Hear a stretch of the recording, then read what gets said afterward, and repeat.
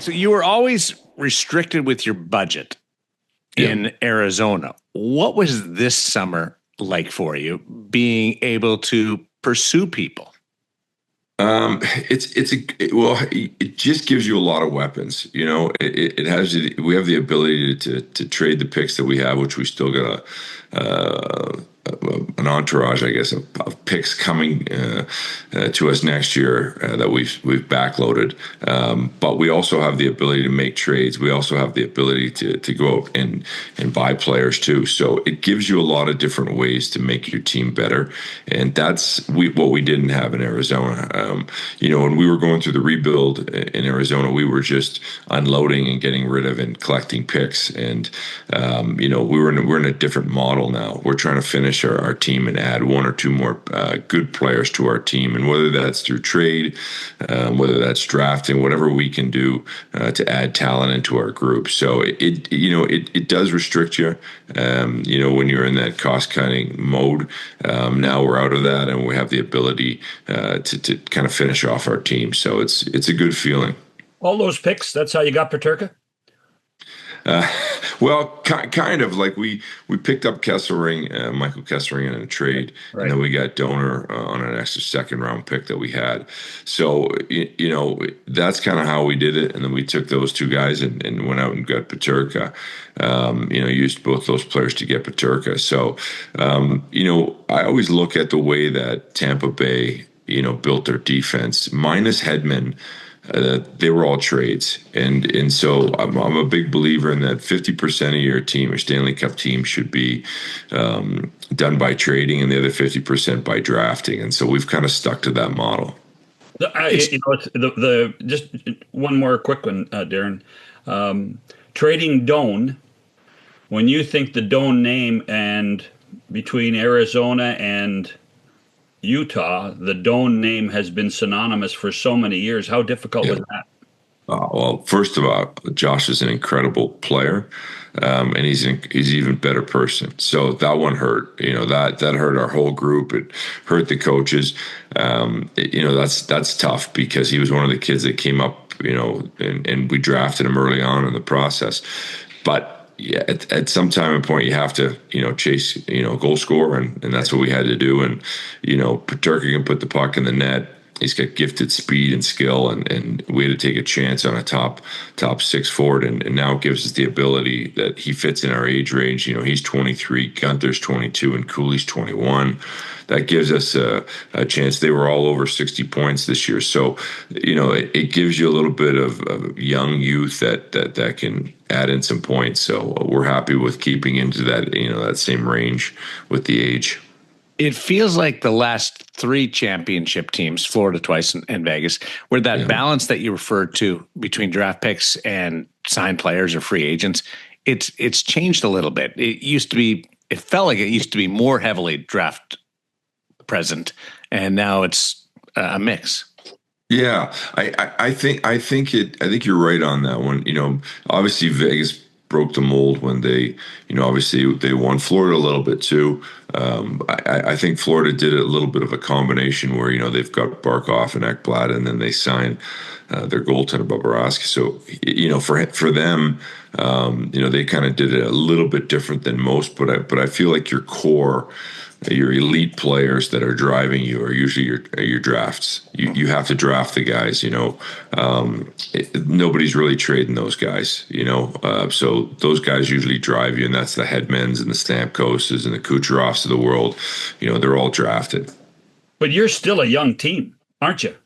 Yeah, I mean, you look at Matthew Tkachuk and Reinhart and all those guys, they're 27, 28, we're our guys, like I said, we're 21, 22, 23.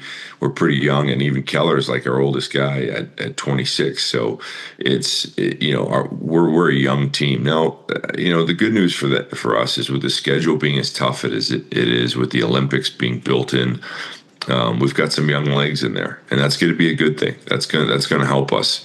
We're chasing down a playoff spot. We're on it. We got to push. Every game for us is Game 7 this year, and all the players know it. So our group wants to push to get in. Within 7 points of a playoff spot last year. Compare that to what 4 years ago was 40, and you've you've gotten closer and closer. But you've moved to the toughest division too, though. But that, like, 7 is, you can feel it now. Yeah, at least that's my impression. What are your expectations next year?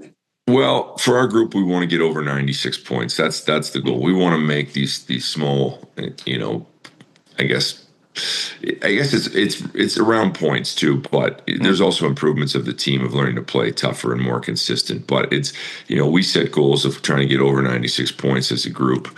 That would give us a chance to get into the playoffs. And you said it, John, earlier that, we're playing in the toughest division, but that's a good thing. That's a good thing for us. That's playing every single night, and you got to be on every night. And it's a great challenge. I know when I was with the Blues, we ended up playing Los Angeles. They went on to win the championships. Chicago beat us in the first round, went on to win championships. It toughened us up. It made us a better organization. And I believe that when we're playing in this division, it's going to make us a tougher team, and it's going to help us, give us a chance to win a championship at some point. I think most of the league is on vacation this week. I think everybody has, after a free agency and looking at their numbers and looking at their depth charts, the people have decided to take some time off. So what's your expectation of player movement in August? Because everybody, the cap's going up, but people are tight. And then there are other people that have lots of space. Where are you in all that? And because I get a sense there's still going to be some movement, don't you? I do. There's still, and that once you get your team kind of done through the draft and you've added some free agents and, you've re-signed your guys through arbitration and other forms, you settle in and now you look at your team and every day you wake up and like, okay, how can we still get better? And that's a process that goes on all summer long. And, sometimes things come to light a little bit better, in August, and sometimes there's movement. But you do wake up every morning, whether you're on vacation or not. How are we going to make the team better today? And that doesn't stop all year long. And that's really, what the purpose of a GM is to try and improve his club every single day. So that's in your stomach as a GM when you wake up, even when you're on vacation in Yellowstone, it's still itching at you. And everybody does have to get better, for you, the coaches, players. But do you have an area, whether it's up front, whether it's scoring more goals, special teams, that you do have to, maybe it's individually, where you have to take a stride? Well, it was interesting with our group last year. Our power play was real good, and it came to light. Some of our young players kind of shined, and adding Sergachev on the back was really helped our group, and the PK got a little bit better. For us, we want to be a little stingier. Obviously, in two areas, being stingy, just being a little harder to score against, but also we've got to find more ways to score. Not just on our power play, we got to generate some more. We got a whole bunch of chances. There are games where we dominated, we just didn't finish, and our guys really got to concentrate and work on making sure that we've got traffic in front of the net in the tough areas and finish on pucks. And if we can do that, that'll really elevate our game. So that's probably one of our biggest things, is just putting the puck in the net. And I think Peterka will help that, and our group just getting a year older will also help. And Vanacek and Vejmelka, you're happy?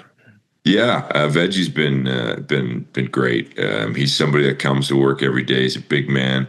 If you see him off the ice, you're like, wow, he looks like a massive defenseman, but he's a goaltender. But he's very durable for us. He's good. He's gotten better every single year. He's made big strides for us. And Vanacek's been, somebody that we've studied. Our goaltending coaches really like a couple of years ago, the year that he had with New Jersey. And they feel that he can get back to that year that he had and that quality of play. So he's going to be a big piece of our team.